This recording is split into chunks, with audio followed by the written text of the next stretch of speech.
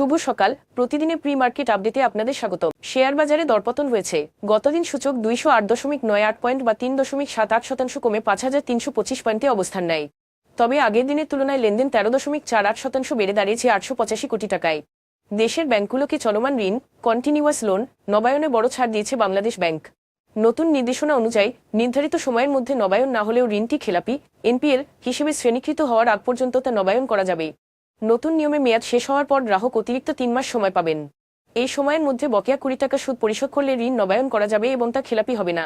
National board of revenue NBR 2026-27 অর্থবছরের budget প্রণয়নের প্রস্তুতি শুরু করে দেশব্যাপী ব্যবসায়ী সংগঠনগুলোর কাছে আহ্বান জানিয়েছে। Bangladesh bureau of statistics BBS দেশের প্রথম লেবার ডিমান্ড সার্ভে 2025 পরিচালনা করছে। এর মাধ্যমে শ্রমবাজারে চাহিদাভিত্তিক তথ্য সংগ্রহ করে কর্মসংস্থান, প্রশিক্ষণ ও দক্ষতা উন্নয়ন নীতিমালা প্রণয়নে সহায়তা করা হবে। ইসলামিক ব্যাংকগুলো 2025 সালে সম্পদ ও বিনিয়োগে দ্বিগুণ অঙ্কে প্রবৃদ্ধি অর্জন করেছে।